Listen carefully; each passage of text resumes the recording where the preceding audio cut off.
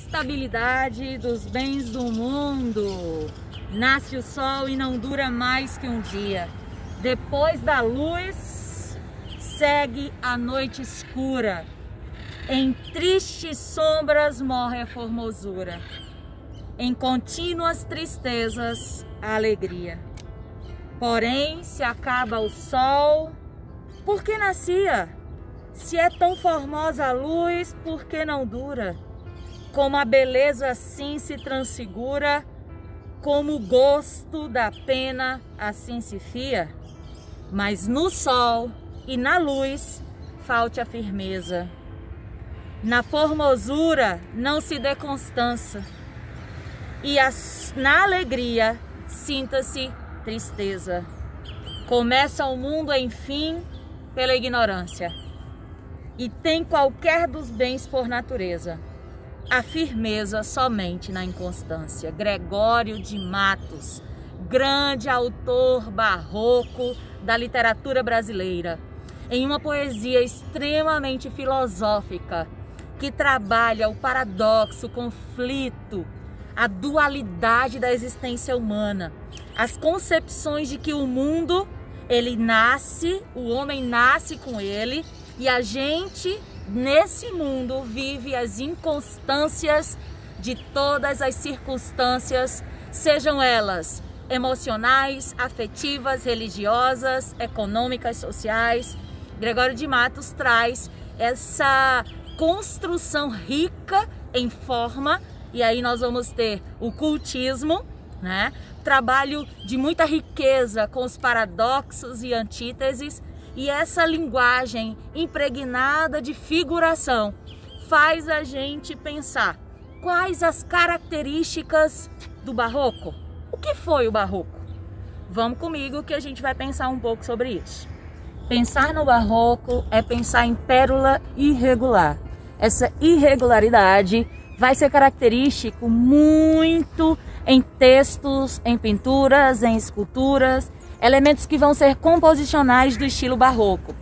O barroco, aqui no Brasil também chamado de seiscentismo, vai trazer toda essa carga religiosa novamente vindo à tona, em que a gente vai ter, né, obviamente, uma força muito grande da Contra-Reforma Protestante apoiando os movimentos que vão ser elucidadores de uma obra que vai discutir esse dualismo, né, esse fusionismo entre o antropo e o teocentrismo, né, e a gente vai perceber, tanto na obra de Gregório de Matos, quanto na obra de Padre Antônio Vieira, toda essa carga de contradição, conflito existencial, nebuloso, né, a perspectiva de uma existência voltada para, né, reflexão da relação do homem com ele mesmo, da relação do homem com o mundo, com as coisas, com a economia, com a religião, e sobretudo nós vamos perceber a relação do homem, né, com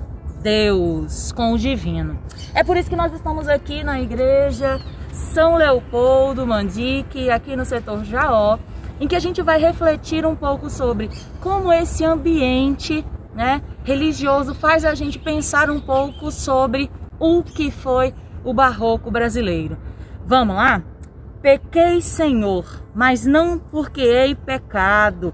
Outra poesia muito forte de Gregório de Matos, em que ele traz essa ideia de Jesus Cristo como o foco da narrativa, né? Esse texto poético, lírico, e a gente vai pensar que a literatura de Gregório de Matos é dividida em pelo menos 3 partes: lírica amorosa, lírica religiosa e filosófica e lírica satírica. Por isso ele é conhecido como o Boca do Inferno.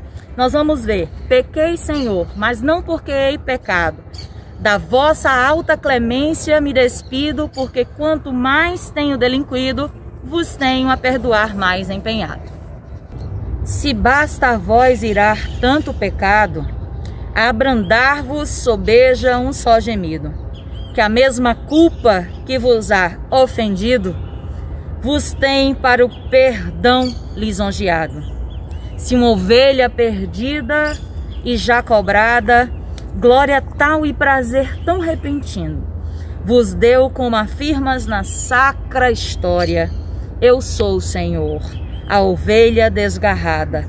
Cobrai-a, e não queirais, pastor divino, perder na vossa ovelha a vossa glória. Olha como esse teocentrismo e ao mesmo tempo antropocentrismo está presente nessa poesia Jesus Cristo, intitulada numa lírica totalmente voltada para a reflexão da pequenez do ser humano. Gregório está trazendo ali que é tão pequeno, que é tão minúsculo diante da representatividade da divindade cristã. E é nessa vertente que Gregório se coloca, né, em um processo dualístico, né, o tempo inteiro, né, mostrando da finitude da vida, da pequenez do ser humano diante da grandiosidade de um Deus, né, de uma fé e de uma perspectiva que vai mostrar exatamente esse conflito existencial. Por isso que nós vamos ter, né, sempre esses paralelos contraditórios: fé, razão, né, amor, ódio, claro, escuro em muitas obras e pinturas, né, a noção de que o ser humano é falível. Por isso que a gente vai ter duas características muito, né, pertinentes nesse movimento, que é o pessimismo e o feísmo. É a caracterização da humanidade pior do que ela realmente é, né? E aí é onde nós vamos ter obras como Os Vícios, né, Aos Vícios, de Gregório de Matos, e muitas outras obras. E uma delas que mais me marca na perspectiva da poesia satírica é O que falta nessa cidade? Verdade. Essa cidade, verdade, que mais por sua desonra, honra, tem apoio nesse socrócio, negócio. Não é só dessa configuração religiosa entre esse contraste do homem com o mundo e com Deus, mas também, sobretudo, sobre amor. Esse dualismo amoroso que vai ser presente na poesia de Gregório, lírica amorosa, dedicada, né, a Dona Ângela, símbolo de anjo, idealizado, perfeito, inatingível e inalcançável. É aqui que nós vamos ler um trechinho dessa poesia tão marcante, impregnada da perspectiva do amor, da contemplação de uma mulher perfeita, perfeita na beleza, perfeita em integridade, né? E aí vai voltar-se um pouquinho daquela coita e sofrimento amoroso do período trovadoresco, até porque é um resgate do teocentrismo medieval, né? E a gente sabe que o período anterior ao barroco, que foi o Renascimento, tem essa antropologia e essa do antropocentrismo, em que vai ter essa fusão, né? E esse homem vai viver entre esses mundos, né, que vão ser bem contrastantes. Formosura de Dona Ângela, não vi em minha vida a formosura, ouvia falar nela a cada dia, e ouvida me incitava e me movia a querer ver tão beleza, tão bela arquitetura.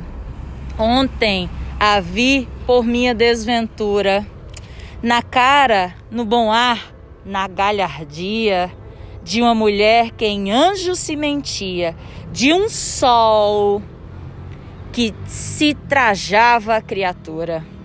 Me matem, disse então, vendo abrasar-me, se esta causa não é que encarecer-me sabia o mundo e tanto exagerar-me. Olhos meus, disse então, por defender-me, se a beleza hei de ver, matar-me, antes olhos cegueis do que eu perder-me. Antes olhos cegueis do que eu perder-me.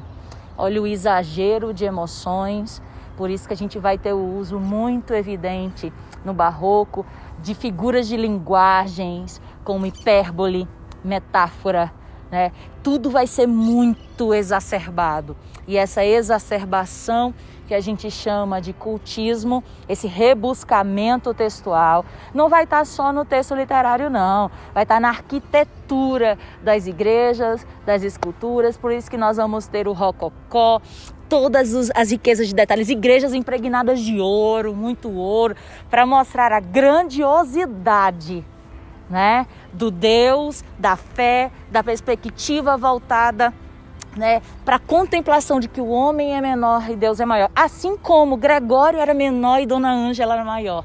Inatingível, né, sobretudo. Gregório faz muitas caracterizações sobre o que é o amor e essa relação entre o amor divinizado, o amor espiritual, o amor idealizado, ao mesmo tempo vai vir o amor sensualizado. Por isso que ele fala, o amor, o que é o amor? O amor é um bater de coxas, tem que falar baixinho, né?